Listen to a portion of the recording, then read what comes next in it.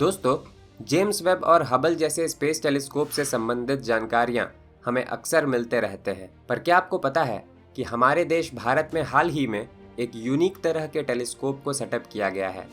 जी हाँ, हम बात कर रहे हैं इंटरनेशनल लिक्विड मिरर टेलीस्कोप की, जिसे उत्तराखंड के नैनीताल जिले में जमीन से 2450 मीटर की ऊंचाई पर स्थापित किया गया है।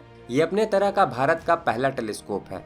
साथ ही साथ ये एशिया का भी सबसे बड़ा लिक्विड मिरर टेलीस्कोप है। इस समय पूरी दुनिया में कोई भी लिक्विड मिरर टेलीस्कोप ऑपरेशनल नहीं है, जिसका मतलब ये हुआ कि ये अपनी तरह का इकलौता ऑपरेशनल टेलीस्कोप होगा।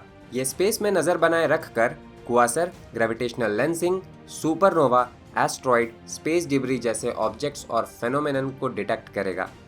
इससे पहले पूरी दुनिया में केवल कुछ ही लिक्विड मिरर टेलीस्कोप का इस्तेमाल अब तक किया गया है, और वो भी छोटे मकसद के लिए, जैसे कि सैटेलाइट्स को ट्रैक करने के लिए या फिर मिलिट्री पर्पस के लिए। दोस्तों, नॉर्मल टेलीस्कोप्स के बारे में तो आप सब जानते होंगे, पर क्या आप जानते हैं कि लिक्विड मिरर टेलीस्कोप क्या होता है और ये कैसे काम करता है? आज की इस एपिसोड में हम लिक्विड मिरर टेलीस्कोप से जुड़े सभी सवालों के जवाब आपको देंगे। तो चलिए शुरू करते हैं आज का ये एपिसोड।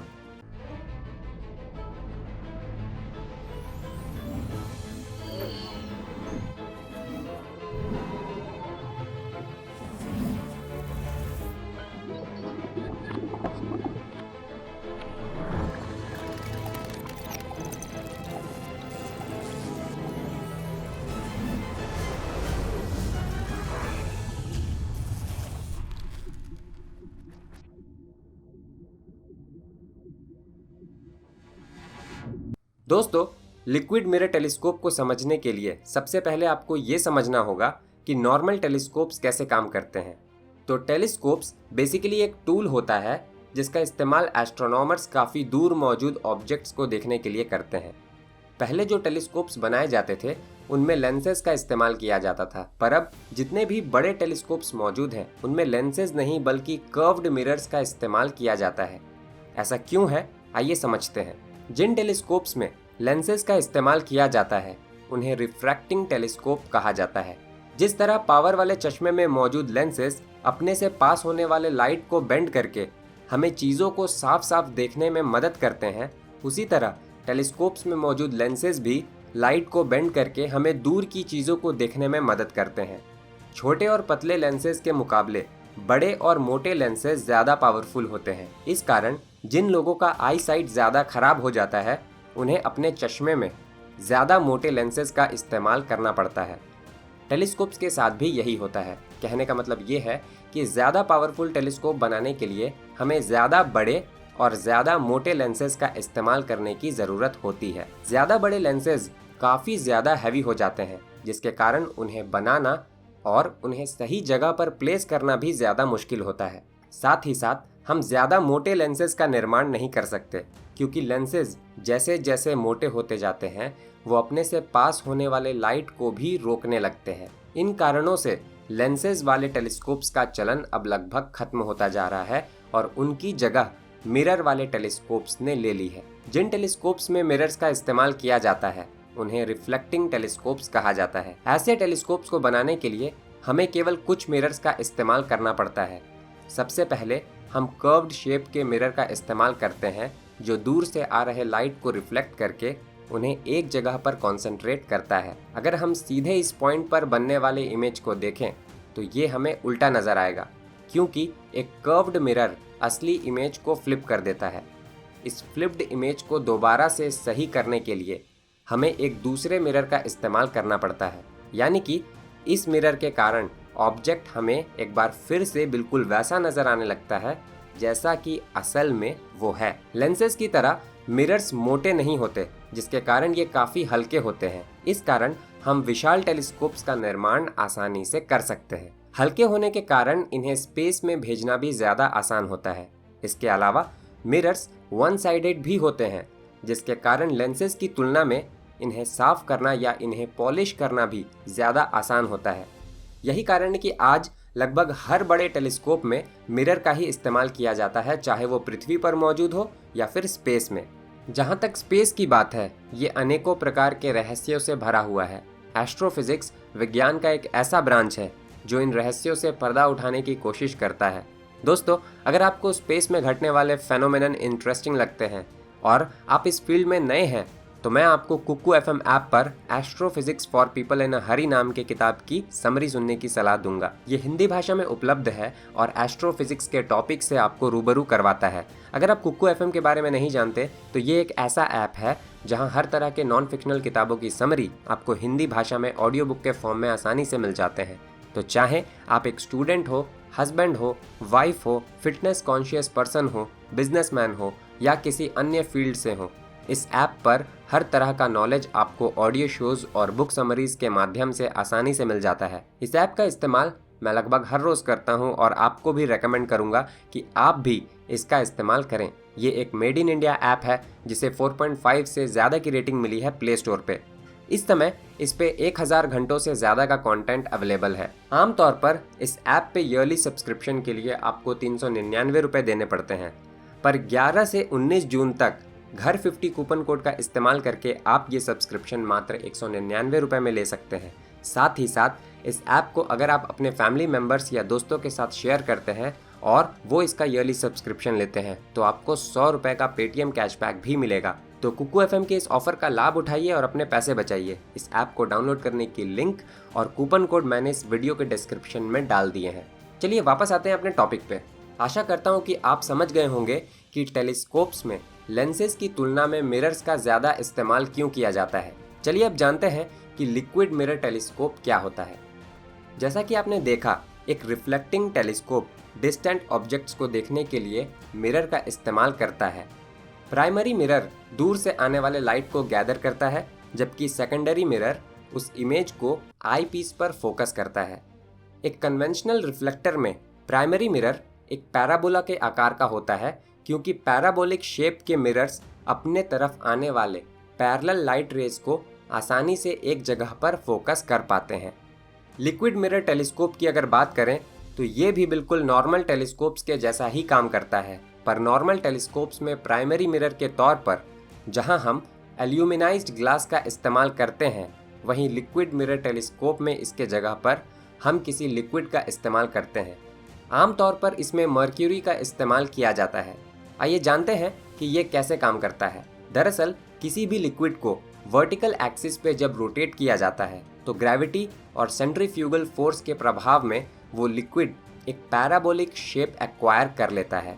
इस उदाहरण में आप पानी को ऐसा करते हुए देख रहे हैं, पर इसके जगह पर अगर हम किसी रिफ्लेक्टिव लिक्विड का इस्तेमाल करें तो ये टेलीस्कोप के प्राइमरी मिरर की तरह काम कर सकता है।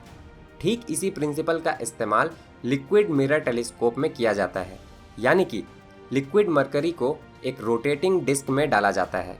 रोटेशन के कारण मर्क्यूरी पैराबोलिक शेप एक्वायर कर लेता है, जिसके कारण ये परफेक्ट रिफ्लेक्टिंग सरफेस बन जाता है एक टेलीस्कोप के लिए। लिक्विड मिरर का सरफेस बिना किसी मेंटेनेंस के भी स्मूथ और फ्लॉलेस बना रहता है। लिक्विड पैराबोलिक मिरर इस्तेमाल करने का एक फ़ायदा ये भी है कि इसका फोकल लेंथ एडजस्टेबल होता है। हमारे देश में स्थापित किए गए इंटरनेशनल लिक्विड मिरर टेलीस्कोप की अगर बात करें तो इसे उत्तराखंड के Aryabhatta research institute of observational sciences के देवस्थल ऑब्जर्वेटरी कैंपस में स्थापित किया गया है।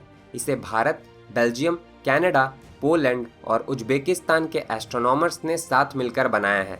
इसमें 4 मीटर डायमीटर के रोटेटिंग मिरर का इस्तेमाल किया गया है। इसके काम करने का तरीका एकदम सिंपल है। जैसे कि मैंने पहले ही बताया, एस्ट्रोनॉमर्स एक डिस्क में लिक्विड मर्करी को रोटेट करते हैं। रोटेशन के कारण मर्करी पैराबोलिक शेप एक्वायर कर लेता है, जो कि आइडियल शेप होता है लाइट को एक जगह पर फोकस करने के लिए। लिक्विड मर्करी स्मूथली रोटेट हो और रोटेट होते समय डिस्क में किसी तरह की कोई वाइब्रेशन उत्पन्न न हो, इसके लिए ऑयल बियरिंग के बजाय एयर बियरिंग का इस्तेमाल किया जाता है। एयर बियरिंग स्पेशल टाइप के बियरिंग होते हैं जिसमें ल्यूब्रिकेंट की जगह प्रेशराइज्ड एयर का इस्तेमाल किया जाता है। मर्करी को हवा के इफेक्ट से बचाने के लिए इसमें माइलर के एक थिन ट्रांसपेरेंट फिल्म का इस्तेमाल किया जाता है। लिक्विड मिरर से रिफ्लेक्ट किए गए light sophisticated multi lens optical character से पास होकर वाइड फील्ड ऑफ व्यू में शार्प इमेजेस प्रोड्यूस करते हैं। इसके बाद फोकस पर मौजूद लार्ज फॉर्मेट इलेक्ट्रॉनिक कैमरा इन इमेजेस को रिकॉर्ड कर लेता है। इसे सेटअप तो कर दिया गया है, पर मॉनसून सीजन के कारण जून से लेकर अगस्त महीने तक ILMT से काम नहीं लिया जाएगा। ये अपना फुल स्केल ऑपरेशन अक्टूबर महीने से शुरू करेगा और अगले 5 साल तक ऑपरेशनल रहेगा। आइए अब जानते हैं कि एक कन्वेंशनल टेलीस्कोप और एक लिक्विड मिरर टेलीस्कोप में क्या क्या अंतर होते हैं।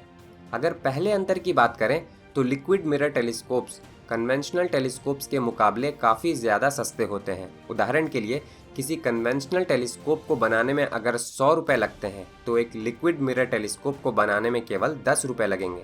ऐसा इसलिए है क्योंकि कन्वेंशनल टेलीस्कोप्स में एक्चुअल मिरर का इस्तेमाल किया जाता है, जिन्हें प्रोड्यूस करने में काफ़ी खर्च आता है। अगर टेलीस्कोप्स के मिरर को बनाने के प्रोसेस की बात करें तो एक ग्लास को पैराबोलिक शेप में लाने के लिए ज़बरदस्त ग्राइंडिंग और पॉलिशिंग करनी पड़ती है।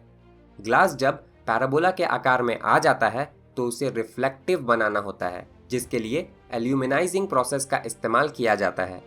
इस प्रोसेस में एल्यूमिनियम को एक वैक्यूम में वेपराइज किया जाता है, जिसके कारण एल्यूमिनियम की लगभग 100 नैनोमीटर मोटी परत ग्लास के ऊपर डिपॉजिट हो जाती है, जो इसे रिफ्लेक्टिव बना देती है। मिरर तैयार करने के दौरान भी काफ़ी सावधानी बरतनी पड़ती है, क्योंकि टेलीस्कोप कैसा परफॉर्म करेगा ये मिरर पर ही निर्भर करता है।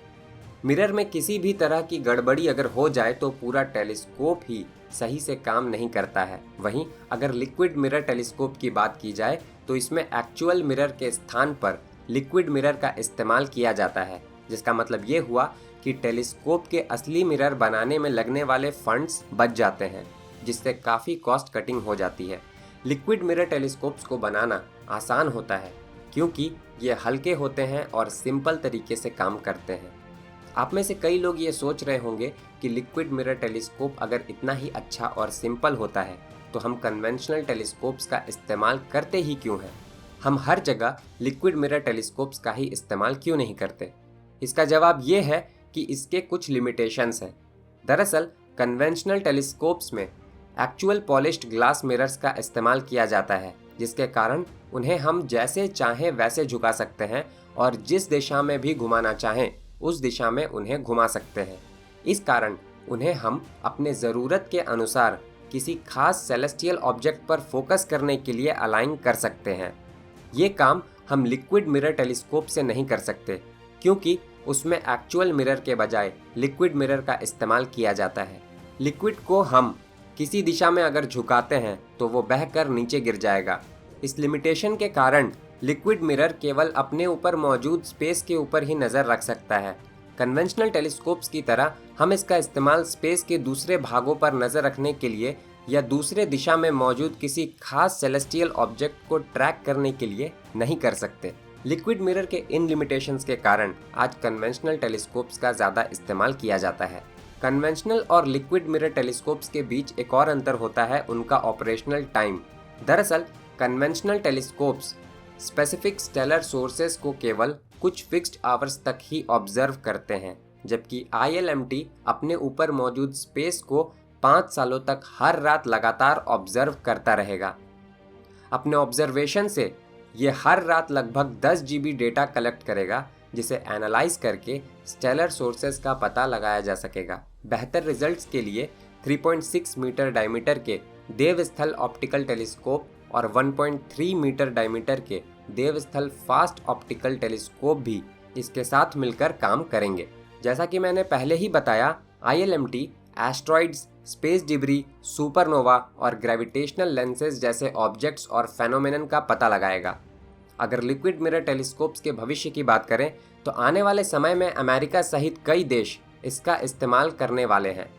इस समय इसका इस्तेमाल काफ़ी लिमिटेड है क्योंकि हम इसे टिल्ट नहीं कर सकते, पर कनाडा के वैज्ञानिक हाई विस्कोसिटी वाले ऐसे रिफ्लेक्टिव लिक्विड डेवलप करने की कोशिश कर रहे हैं जिसका इस्तेमाल करने पर लिक्विड मिरर टेलीस्कोप्स को 30 डिग्री तक झुकाया जा सकेगा, जिसका मतलब ये हुआ कि ऐसे टेलीस्कोप से हम स्पेस के कुछ और हिस्सों पर नज़र रख पाएंगे। चूँकि लिक्विड मिरर टेलीस्कोप्स हल्के होते हैं और उन्हें सेटअप करना भी आसान होता है, वैज्ञानिक चांद के सतह पर भी 20 से 100 मीटर डायमीटर के एक लिक्विड मिरर टेलीस्कोप को सेटअप करने की प्लानिंग कर रहे हैं, जिससे वो अर्ली यूनिवर्स में बनने वाले सबसे पहले गैलेक्सीज के बारे में और जानकारियां इकट्ठा कर सकें। हालांकि पृथ्वी की तरह चांद पर हम इसमें लिक्विड मरकरी का इस्तेमाल नहीं कर पाएंगे, क्योंकि मरकरी का फ्रीजिंग पॉइंट लगभग -102 डिग्री फ़ारेनहाइट होता है और चांद पर तापमान लगभग -243 डिग्री फ़ारेनहाइट तक चला जाता है। इसका मतलब ये हुआ कि ऐसे सिनेरियो में चांद पर मरकरी जमकर सॉलिड में बदल जाएगा, जिसके कारण हम इसका इस्तेमाल टेलीस्कोप के प्राइमरी मिरर के रूप में नहीं कर पाएंगे। इस कारण से चांद पर लिक्विड मिरर टेलीस्कोप स्थापित करने के लिए वैज्ञानिक मरकरी के स्थान पर आयोनिक फ्लूइड्स का इस्तेमाल करने की सोच रहे हैं। ऐसे फ्लूइड्स पूरी तरह से आयोन से मिलकर बने होते हैं और -212 डिग्री फ़ारेनहाइट से नीचे के तापमान में लिक्विड बने रहते हैं। दोस्तों, आज की इस एपिसोड में बस इतना ही। आशा करता हूँ कि इसमें आपको कुछ नया जानने को ज़रूर मिला होगा। अगर आपको ये वीडियो पसंद आया है तो इसे लाइक ज़रूर करें। अगर इस चैनल पर आप नए हैं तो इसे सब्सक्राइब ज़रूर कर लें। तो दोस्तों, आपसे जल्द मुलाकात होगी विज्ञान के किसी दूसरे टॉपिक के साथ अगले एपिसोड में। तब तक के लिए नमस्कार।